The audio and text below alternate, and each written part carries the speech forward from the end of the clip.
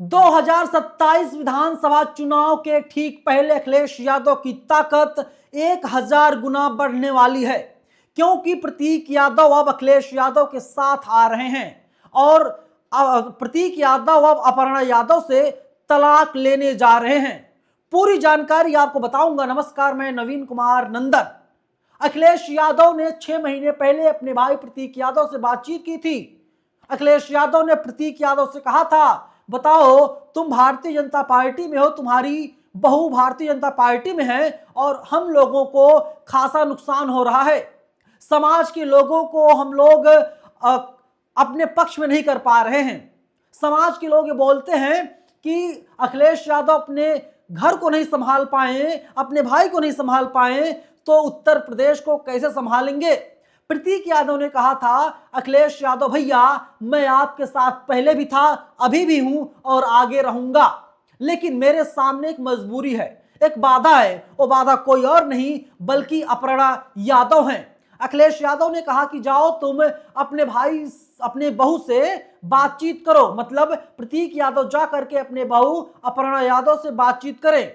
प्रतीक यादव पहुंचते हैं अपर्णा यादव के पास और कहते हैं, भैया से हमारी बातचीत हुई और अखिलेश भैया ने कहा कि अपर्णा यादव को जो भी पद चाहिए, जो भी सम्मान चाहिए, सभी सम्मान समाजवादी पार्टी में दिया जाएगा। अपर्णा यादव ने कहा कि हम अगर समाजवादी पार्टी में रहते हैं, अखिलेश यादव के नेतृत्व में काम करते हैं, तो हमको अपोजिशन में बैठना पड़ेगा। हमारे पास ना तो पुलिस होगी, हमारे पास ना तो प्रशासन होगा, हमारे पास ना डीएम होंगे, मतलब हम लोग अपोजिशन में रह करके ताकतविहीन रहेंगे। आम आदमी की तरह हमको जिंदगी जीना पड़ेगा।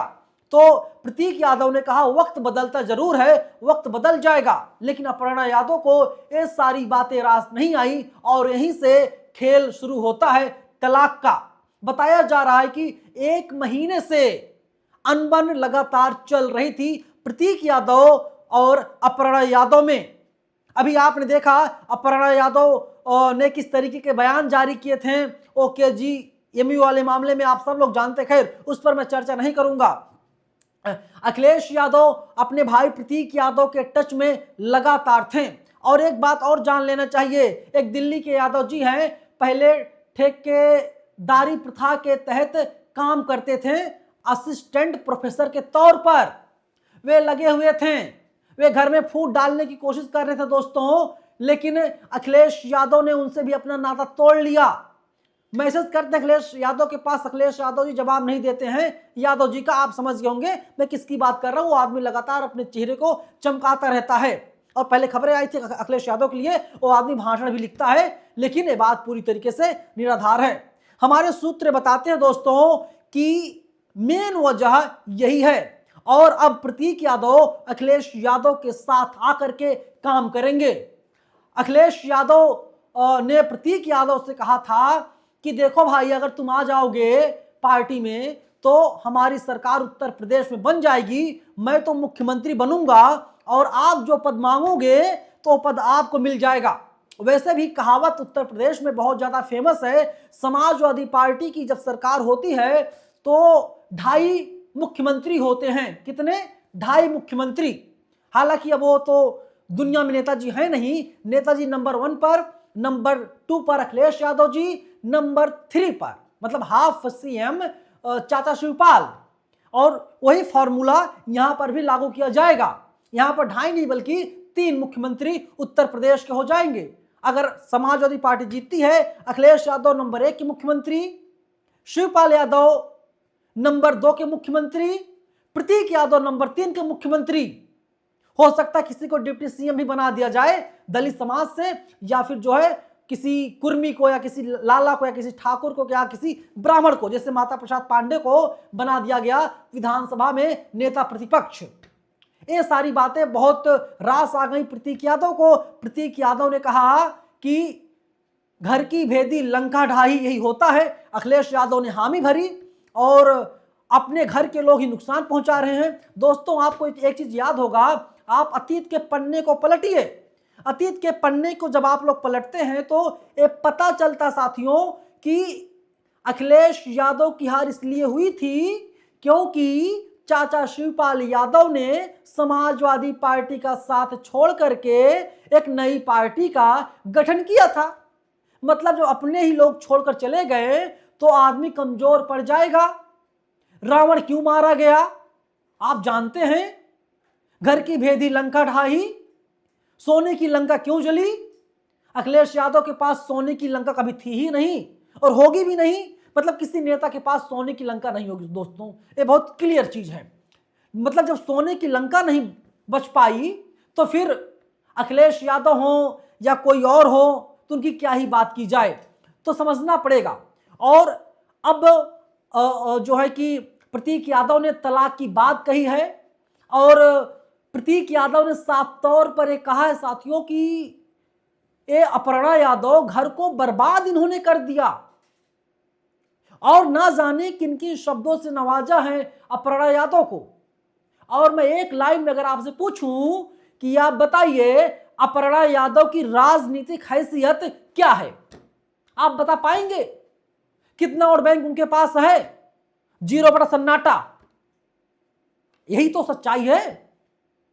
अगर अपर्णा यादव की इतनी चल रही होती, अगर उनके पास कुछ भी वोट बैंक होता तो भारतीय जनता पार्टी 2022 विधानसभा चुनाव में अपर्णा यादव को कहीं ना कहीं चुनाव लड़वा देती। लेकिन भारतीय जनता पार्टी ने ऐसा नहीं किया।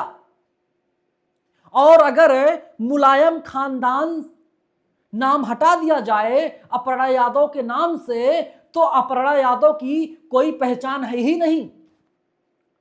अपर्णा यादव जमानत नहीं बचा पाएंगी अपनी, कहीं से चुनाव लड़ रहे, ये सच्चाई है। और अब प्रतीक यादव अखिलेश यादव के साथ आ रहे हैं, ऐसा माना जा रहा है। गिन करके लगभग 500 दिन का वक्त बचा हुआ है नई सरकार बनने में, 1.5 साल का वक्त बचा हुआ है। अखिलेश यादव अब बाहुबली होने जा रहे हैं। उनका सगा भाई, छोटा भाई आ रहा है, क्योंकि बहुत बातचीत किया, कन्विंस करने की कोशिश की कि अपर्णा यादव मान जाएं, सपा में आ जाएं। अपना खून तो अपना खून ही होता गुरु। और अब प्रतीक यादव अखिलेश यादव का साथ देने के लिए बजरंगबली हनुमान जी के तौर पर अपने भाई से अब गले मिलेंगे और कहेंगे जो गलतियां हुई माफ कर दिया जाए, 27 का चुनाव ऐसे नहीं जाने देंगे। और एक बात तो सत्य है, 2027 में उत्तर प्रदेश का मुख्यमंत्री बहुजन समाज का ही व्यक्ति बनेगा। आप इस लाइन को लिख करके रख लीजिए या इस वीडियो को सेव कर लीजिए या आप लोग एडिट कर लीजिए। 2027 में उत्तर प्रदेश का मुख्यमंत्री बहुजन समाज से ही होगा। वो मायावती हो सकती हैं, अखिलेश यादव हो सकते हैं या कोई और अन्य हो सकता है। हो सकता है सपा और बसपा में गठबंधन हो जाए।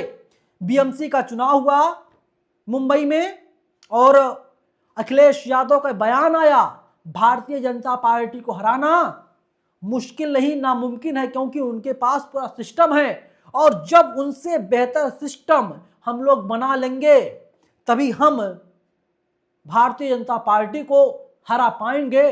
और अखिलेश यादव अब अपने मिशन में जुट गए हैं। मिशन 2027 में अखिलेश यादव हैं, मिशन 2027 में ही मायावती जी हैं। और अगर गठबंधन हो जाता है तो आप सोचिए सरकार बन जाएगी। फिलहाल आप लोग क्या कुछ कहेंगे पूरी वीडियो पर कमेंट बॉक्स में अपनी राय जरूर लिखिएगा। बहुत शुक्रिया।